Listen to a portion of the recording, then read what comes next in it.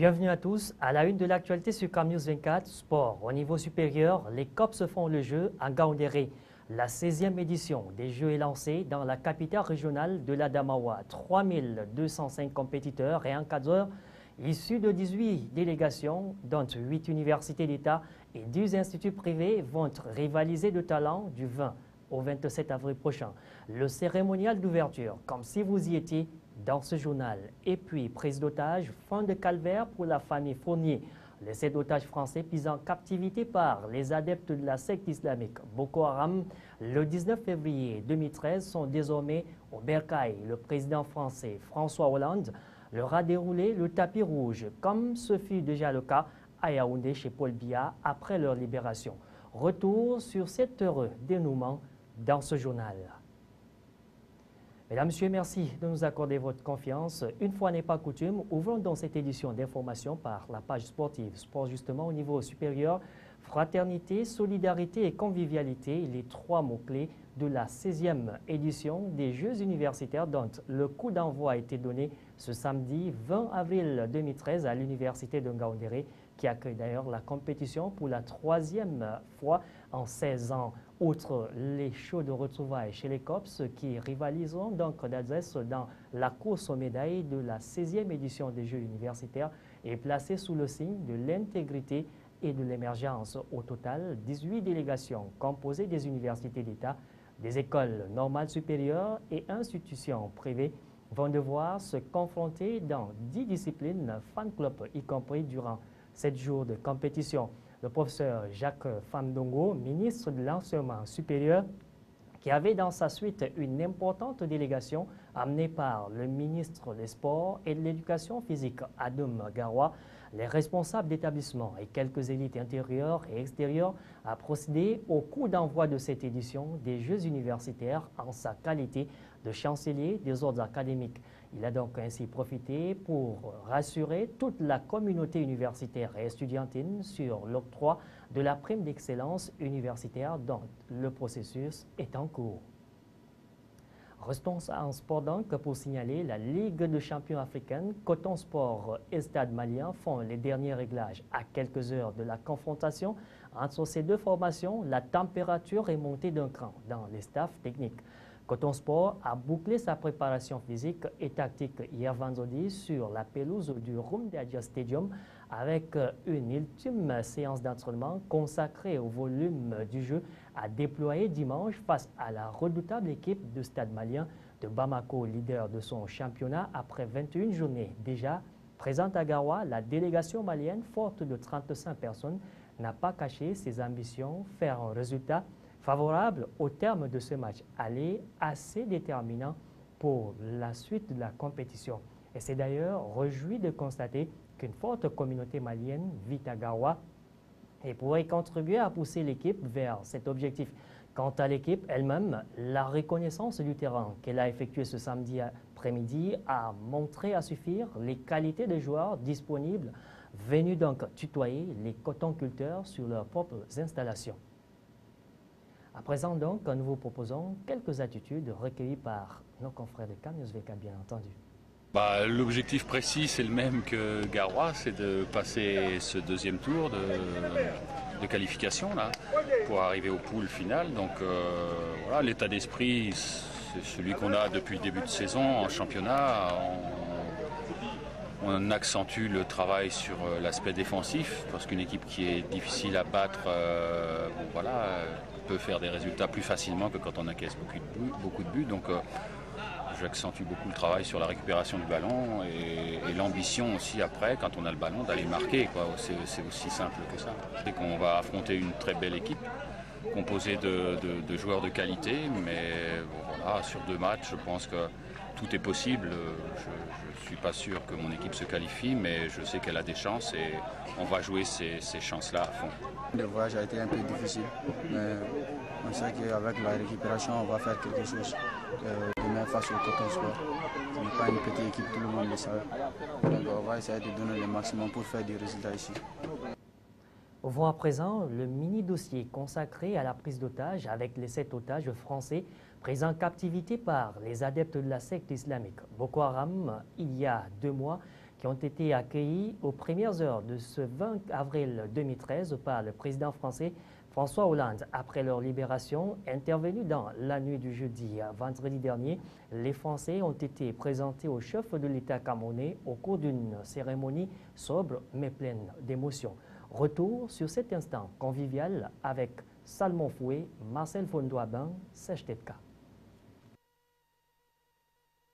Pour ce happy end, comme le clameraient bien les cinéastes, la famille Fournier en compagnie de Laurent Fabius, le ministre français des Affaires étrangères, a été reçue au Palais de l'Unité par le couple présidentiel Paul et Chantal Biya au cours d'une cérémonie sobre mais pleine d'émotions à laquelle prenaient également part l'ambassadeur de France au Cameroun Bruno Guin, les ministres camerounais Issa Chiroma de la communication et Pierre Mokoko-Mbodjo des relations extérieures. En prenant la parole, Paul Biya parlait d'un immense soulagement en même temps qu'il a magnifié la coopération entre les trois États acteurs majeurs dans le dénouement de cette prise d'otage. Dans la suite de son propos, le président camerounais n'a pas omis de souligner la détermination de son pays à ne ménager aucun effort pour assurer la sécurisation des hommes et de leurs biens, et notamment celle des étrangers. Enfin, il a formulé le vœu de voir revenir rapidement au Cameroun la famille Fournier pour reprendre ses activités. Pour sa part, Laurent Fabius a exalté à son tour l'efficacité de la coopération discrète entre la France, le Cameroun et le Nigeria, qui aura conduit à la libération des otages. Ce fut en définitive un instant d'immense émotion et de joie savamment exprimé par les partis en présence,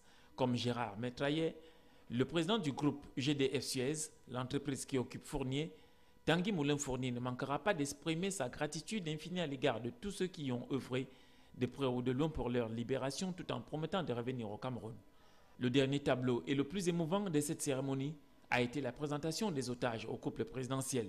Les trois ex-otages présents au palais, tous visiblement fatigués et affaiblis par 2 mois de captivité, seront présentés à toute la presse nationale et internationale, et le ministre de la Communication Issa Chiroma Bakari est resté peu disserte sur les modalités de libération des captifs.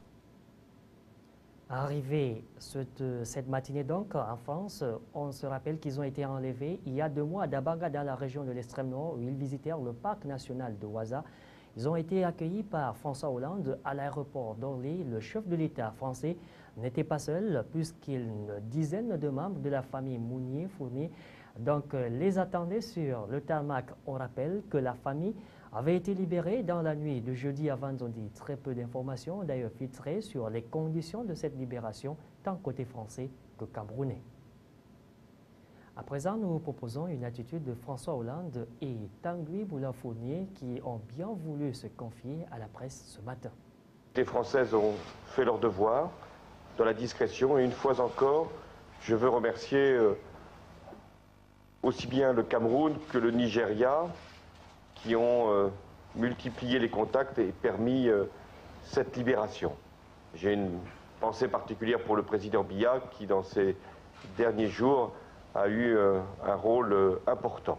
Juste vous dire l'immense émotion et l'immense bonheur qu'on a à être de nouveau de retour libre et de profiter de la liberté après ces 60 jours qui ont été très difficiles. Mais voilà, c'est fini, donc on en est sorti.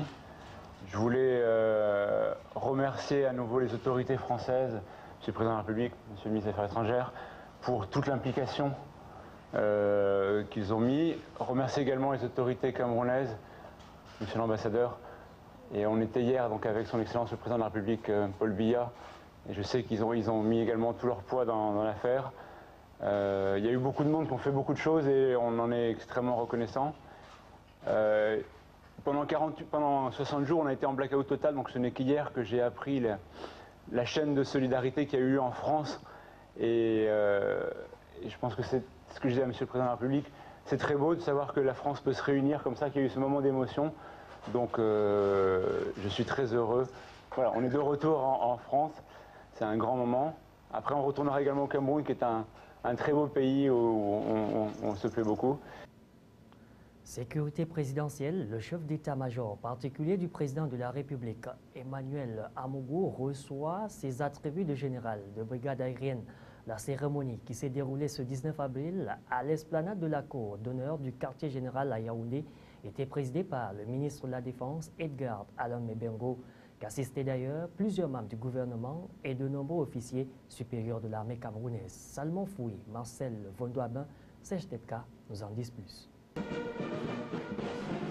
C'est le 25 janvier 2013 que le chef d'état-major par intérim du président de la République, le colonel Emmanuel Amougou, a été élevé par décret présidentiel au grade de général de brigade aérienne, puis confirmé au poste d'état-major particulier du président de la République.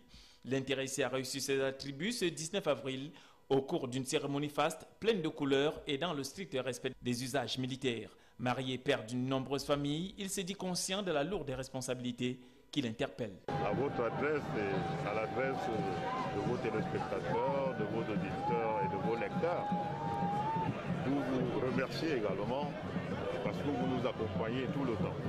Nous, les forces de défense et de sécurité, dans le travail que nous faisons tous les jours avec honneur et fidélité. Pour mémoire, le général de brigade aérienne Emmanuel Amougou est un commandant de bord et instructeur pilote sur des aéronefs du genre Buffalo, C-130 et Gulfstream 3. Il a à son actif 5000 heures de vol.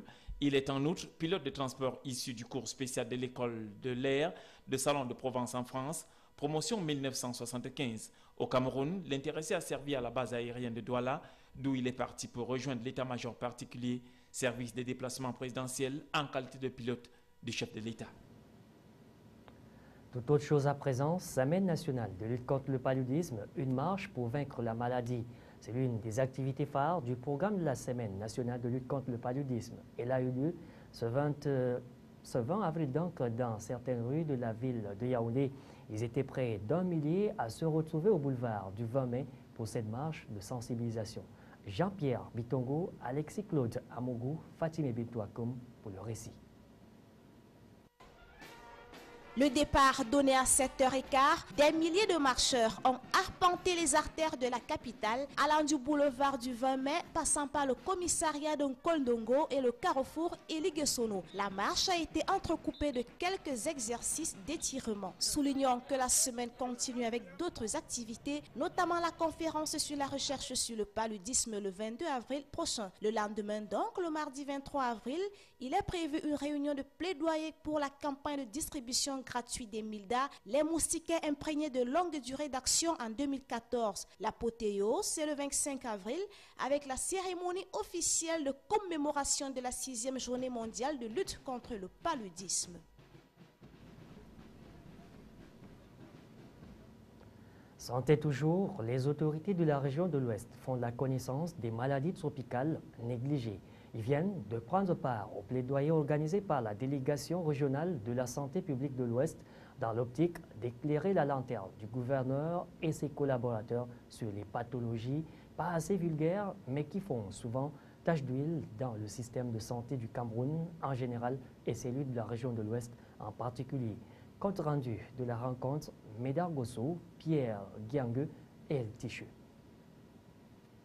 Elles ne sont pas au devant de la scène, mais elles font effet. L'onchocercose, la filariose lymphatique, les vers intestinaux, la schistosomiase, la lèpre et leurs autres sœurs, classées maladies tropicales négligées du fait de la méconnaissance de leur existence. Et pourtant, leurs dégâts constituent un problème de santé que les techniciens du métier n'ignorent pas.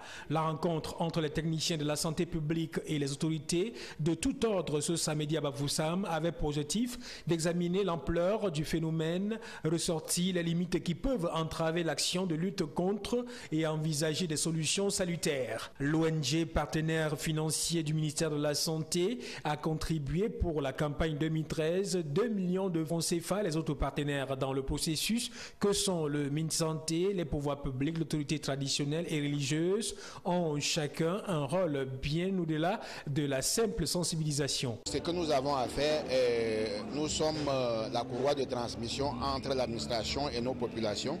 Il nous revient maintenant de relayer l'information et de dire quelles sont les mesures prises par l'État du Cameroun pour vraiment endiguer ces maux. Pour le docteur Patrice Maché-Pentoué, délégué régional de la santé publique de l'Ouest, on peut stopper les MTN à l'Ouest si chacun s'y met. Pour 2013, la première étape a été ce plaidoyer des autorités. Le dépistage et la sensibilisation sur la prise des médicaments suivront pour le bien-être des populations en matière de santé.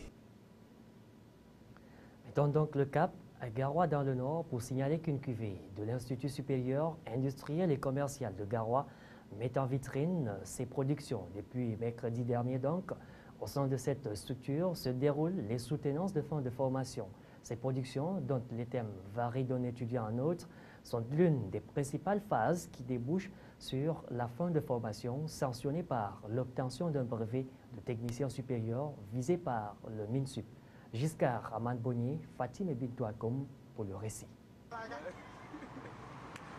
Ils sont 100 étudiants pour 11 filières à défendre depuis mercredi dernier devant le jury leur rapport de fin de stage en entreprise. Les soutenances, qui durent environ 45 minutes pour chaque étudiant, consistent à expliquer le contenu du mémoire, la pertinence du thème. Cette journée du samedi 20 avril, près d'une vingtaine sont passés devant le jury et ont défendu des thèmes liés à l'importance de l'informatique, les finances, la comptabilité et autres. Les apprenants ont reconnu la limite qualitative de leur travail et entendent prendre en compte les remarques pour le parfaire. Chaque année, au terme d'une formation de 2 ans, l'Institut supérieur industriel et commercial ISIC met sur le marché des lauréats opérationnels prêts à servir dans n'importe quelle administration et dans les métiers commerciaux, industriels, puis dans la bureautique. Le déroulement des soutenances à l'Institut supérieur industriel et commercial a été satisfaisant du point de vue de son directeur et considère à cet effet l'Institut comme une ouverture au grand public. Vivement qu'ils aient donc un emploi. Justement, parlant en profession, dis-moi, quel accueil tu réserves aux usagers et je te dirai quel secrétaire tu es. Eh bien, l'assistante du patron, comme on l'appelle, était à l'honneur ce 19 avril 2013.